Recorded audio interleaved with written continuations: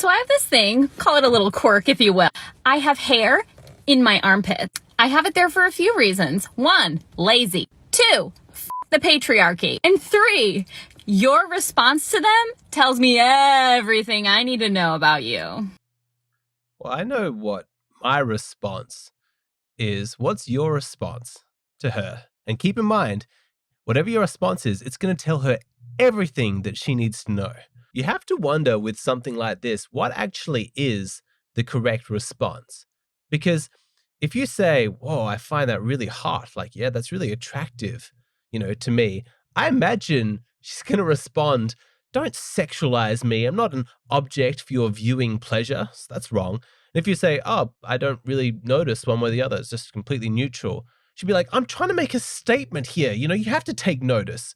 Or if you say like, ooh, gross, like that's not for me. I don't find that attractive at all. It's like, proof, sexist, you're as part of the patriarchy, you're threatened by a natural woman. I feel like we hear this complaint more and more often these days, that men are threatened by empowered women. Modern women in this culture, men find those kinds of women threatening. We're intimidated by these women. From my perspective, it's a complete myth, and I'm going to debunk it in this video. I was moved to cover this topic because a guy reached out to me on Hey Hero, which is the platform where I make personalized videos giving advice for people, and he'd broken up with a girl because she was unpleasant. She wasn't asking him any questions about himself, but she had claimed on Facebook, and all these people had seen it, that he'd broken up with her. They'd barely been going out, by the way, just like a few dates, but because he was threatened by her.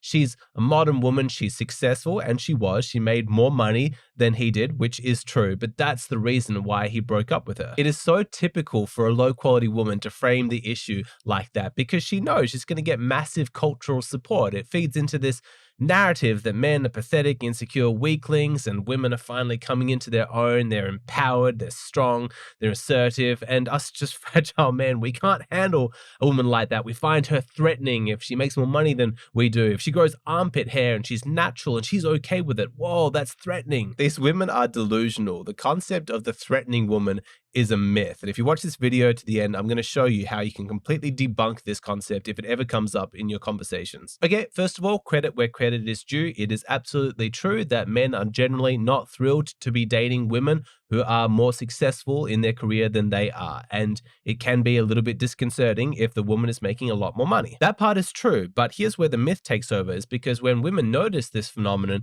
they incorrectly assume that the reason why men have an issue with that is because men are fragile and insecure and they're threatened by a powerful, strong woman. But here's what women still do not realize, is that when a man is not attracted to a woman who makes more money than him, it's not him being fragile or weak, it's actually him being smart. Men know from painful, repeated experience that unless they are the prime breadwinner in the relationship, they're the more successful, the more wealthy one, then there's a big danger that she is going to be dissatisfied in the relationship. When men are encountering women who are more successful, wealthier than they are, they correctly assume that that's going to play negatively towards her attraction towards him, hypergamy, etc., etc. Men don't actually care about money as much as it's made out to be. Like, men care about their own money, but we don't really care that much about our partner's money. If you look at the list of qualities that a man wants in a girlfriend, he wants her to be pretty, to be young, to be nice to him. But when you ask women what they're looking for in a male partner, you're going to find wealth and success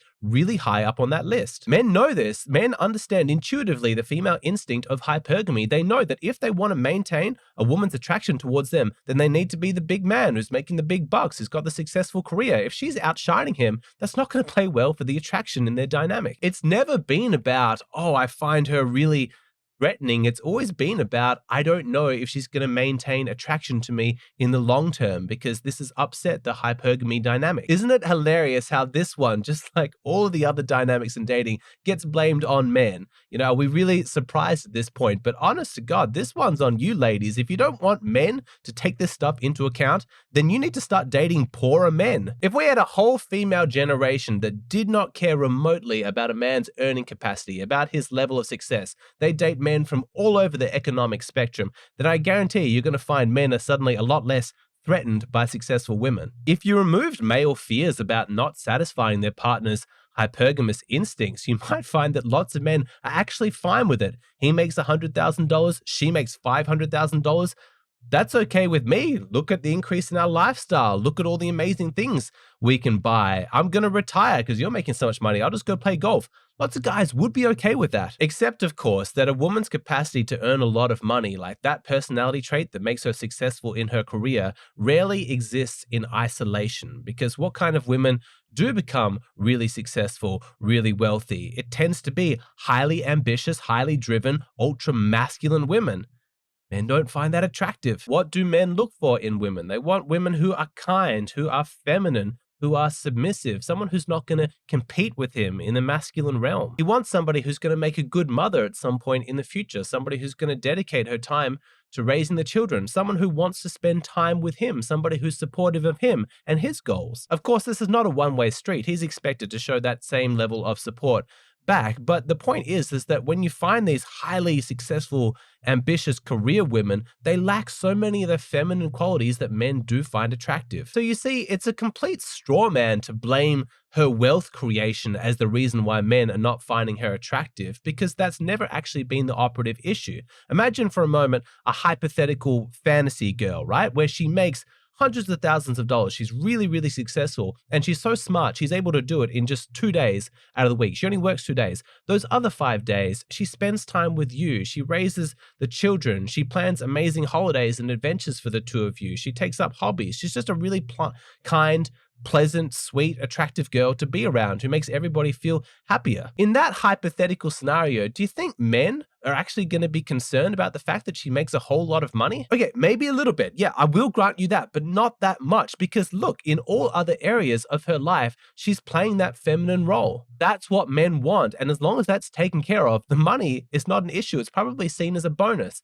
And because of that, that's why I'm saying that the money is not the actual operating concern here. So are men actually threatened by these kinds of women? Look, speaking for myself, I'd say my reaction is mixed. Part of me, I think that it's impressive that they've been able to be successful, because I don't think that that realm of like money and business and being really successful comes that naturally to women. It's more of a masculine environment. Our institutions are sort of set up for that masculine way of thinking. So the fact that they were able to be successful, I'm like, whoa, like as a fellow colleague in the world of business, like props to you. I admire that. But the other part of me feels sorry for them. Like I'm compassionate towards their plight, because their value system seems to place money above people. And I have to wonder what kind of childhood they had. Who were their role models? Because what I've tended to find over and over again is for the women who are really, really money focused is that they didn't have great role models in the form of their parents growing up. Often you find women who are very successful, they didn't have a really masculine father who was taking care of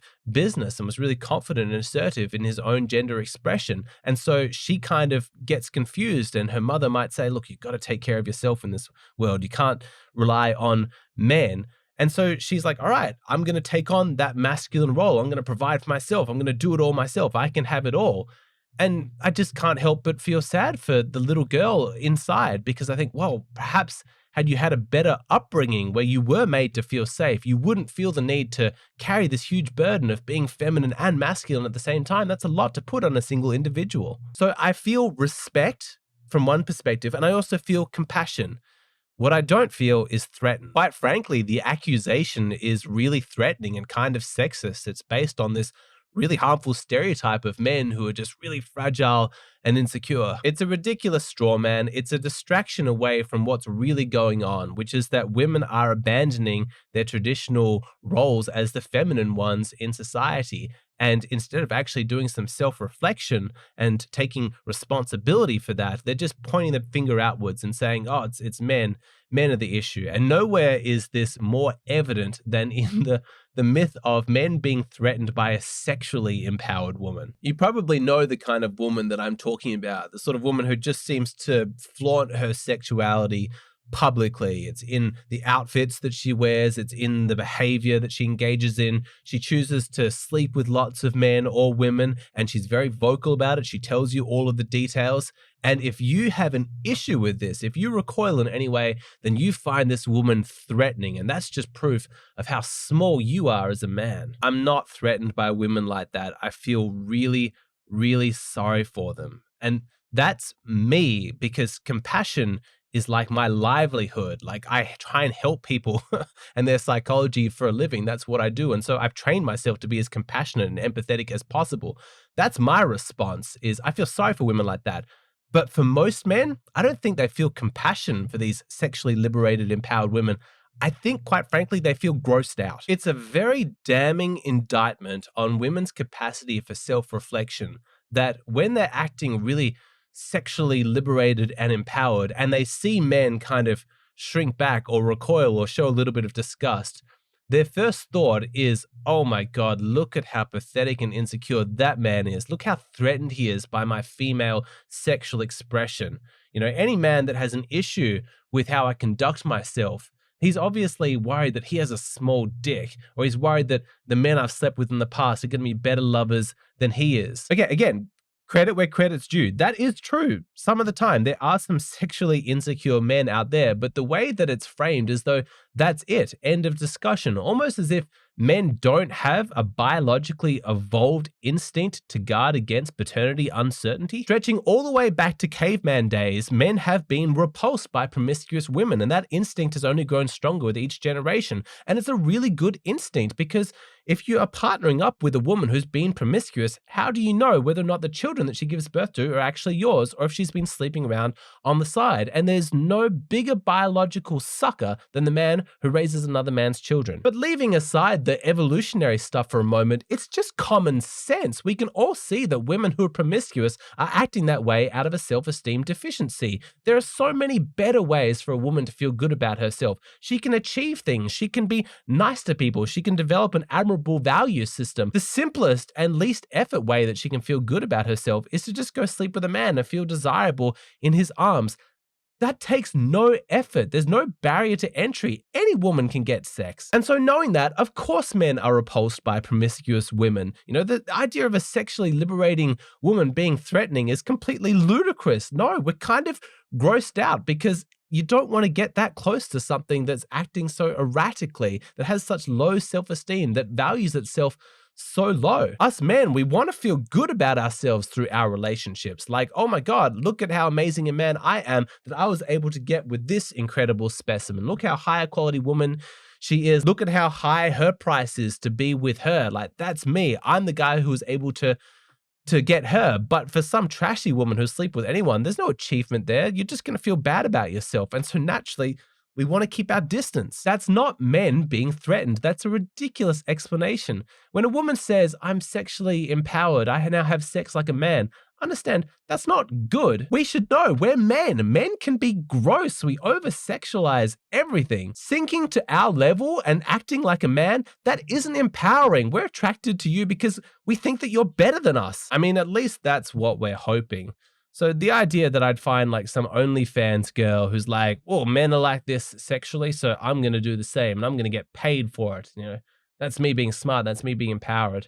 The idea of finding her threatening is ridiculous. She's not remotely intimidating. I feel really, really sorry for her. But in truth, I will cop up to it. There are some women that I do find sexually intimidating. That would be a woman of impeccably high standards, a woman who knows her worth, her price, and is only going to sleep with a high-quality man who deserves her inside the confines of a committed relationship. She doesn't necessarily sexualize herself, but in her very presence, you can tell this woman is a goddess. She's amazing. She's not going to let just anybody through. You'd have to be worthy of her. Yeah, that kind of woman could be intimidating, but I wouldn't even say it that way. What I'd say is that she's inspiring. Like, by the power of her amazing femininity, she would inspire men to improve themselves, to try and be worthy of her. It's not threatening for a woman to say, I can be just like a man. I can get as dark and dirty and into the sex stuff as you can. So yeah, bring it on.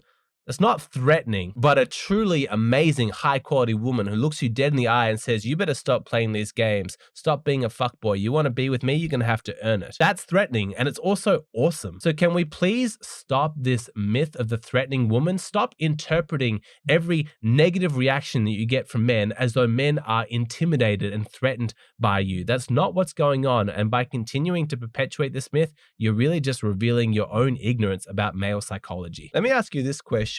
If you were a woman, whereabouts would you go to meet men? Would you go onto dating apps? Would you go out to the bar? Would you just try and meet men through your social circle? What are the pros and cons of these various approaches? This is the topic of the latest video that I've released on Patreon, and it's a fascinating opportunity to test your gender empathy, to try and understand what it must be like to be a woman in today's dating market and try and achieve your sexual goals. If you want to see that video, come sign up to my Patreon. If you have $5 around, it's highly worth the experiment. Sign up, see what's on offer. I have hundreds of exclusive videos that you're going to get instant access to on all kinds of topics. The value is just amazing. Sign up, you're not going to regret it.